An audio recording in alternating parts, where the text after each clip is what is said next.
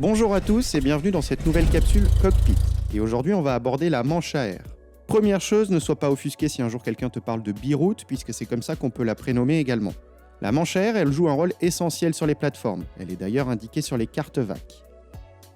Lors d'une intégration dans un circuit par une verticale terrain, c'est elle notamment qui va t'indiquer quelle piste utiliser, donc quel circuit adopter.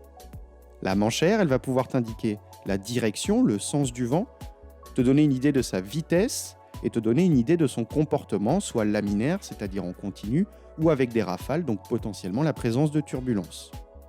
Pour le sens du vent, c'est pas compliqué. La manche à air, elle pointe toujours dans la direction du vent. Cela va te permettre d'identifier quelle piste exploiter pour ton décollage ou ton atterrissage. En effet, on va toujours essayer de privilégier et d'optimiser le vent de face. Pour la vitesse, il faut regarder son positionnement par rapport au mât. Si elle est en position basse, c'est que le vent est inférieur à 5 nœuds. Si elle est à environ 45 degrés, c'est que le vent s'approche des 10 nœuds. Si elle est à 90 degrés, c'est alors que le vent frôle les 20 nœuds.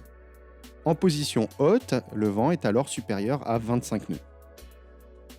Enfin, si la manche à air est globalement fixe, tu peux en conclure que le vent est globalement constant, mais si elle a tendance à bouger ou à tourner, en observant son comportement, tu pourras voir les fluctuations du vent et par exemple les rafales.